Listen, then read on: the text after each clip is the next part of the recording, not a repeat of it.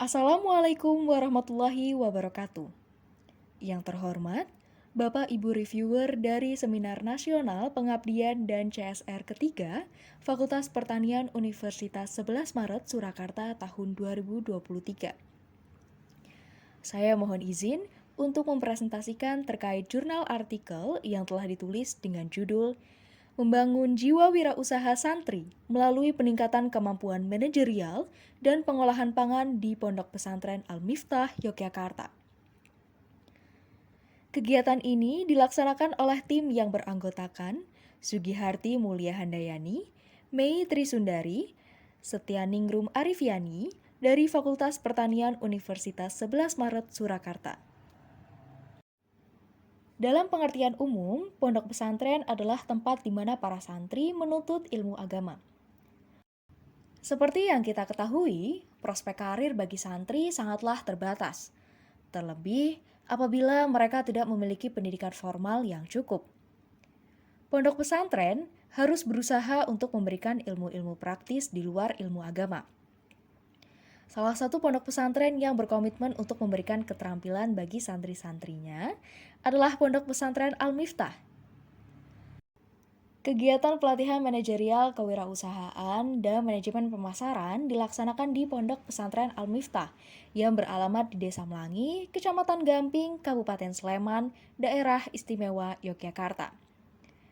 Pondok pesantren ini berdiri pada tahun 1937.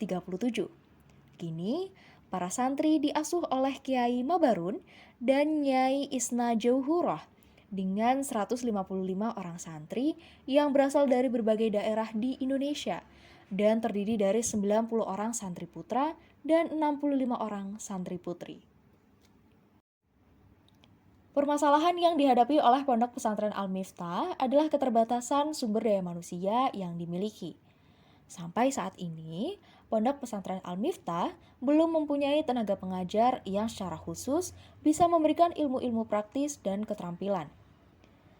Pendidikan dan pelatihan keterampilan di luar pendidikan agama diberikan secara berkala dengan mengundang sukarelawan dari luar pondok yang bersedia untuk membagikan ilmunya. Tim pengabdian kepada masyarakat Universitas 11 Maret mencoba untuk memberikan pelatihan kewirausahaan dan mengolah bahan pangan. Dengan harapan, santri menjadi lebih siap untuk bersaing ketika harus kembali ke rumah dan di kehidupan selanjutnya. Pelatihan mengolah bahan pangan berfokus pada pembuatan aneka kue sus dan roti manis. Materi yang diberikan yaitu terkait pentingnya wirausaha dan manajemen pemasaran, yang dalam hal ini meliputi arti merek, kemasan, dan labeling dalam pemasaran produk. Selanjutnya, terkait metode pelaksanaan kegiatan. Untuk yang pertama, yaitu fokus group discussion. Koordinasi dilakukan melalui FGD, terbatas antara pelaksana kegiatan pengabdian dengan pengasuh Pondok Pesantren Al-Miftah. Tujuan kegiatan FGD adalah untuk mengumpulkan informasi dan mengordinasikan terkait pelaksanaan kegiatan. Yang kedua, yaitu pelatihan mengolah bahan pangan. Kepada mitra, diberikan pelatihan membuat aneka roti manis dan berbagai variasi kue sus.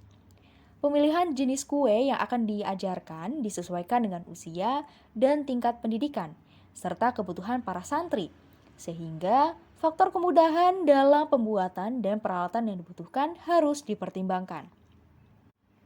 Yang ketiga, yaitu pelatihan manajerial. Ada beberapa pelatihan manajerial yang diberikan dalam kegiatan pengabdian masyarakat ini, yaitu tentang kewirausahaan dan manajemen pemasaran. Kedua materi pelatihan ini dirasa penting karena merupakan dasar sebuah usaha. Sebelum diberikan materi atau informasi tentang kewirausahaan dan manajemen pemasaran, terlebih dahulu disampaikan kondisi terkini terkait jumlah angkatan kerja dan lapangan kerja. Diharapkan informasi tersebut dapat membuka wawasan dan minat peserta pelatihan untuk berwirausaha. Yang keempat, yaitu ada monitoring dan evaluasi yang dilakukan secara berkala, baik secara langsung maupun secara tidak langsung melalui media sosial seperti WhatsApp ataupun telepon. Hasil Monef menunjukkan bahwa menjadi pijakan untuk kegiatan selanjutnya karena melalui Monef yang dilakukan dapat dirumuskan perbaikan-perbaikan yang perlu dilakukan. Dan yang terakhir yaitu pemberian bantuan peralatan.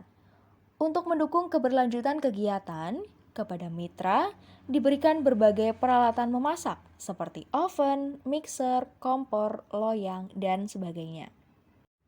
Pelatihan mengolah bahan pangan, yaitu membuat aneka kue sus dan roti manis, diikuti oleh sebagian besar santri putri yang ada di Pondok Pesantren Al-Miftah.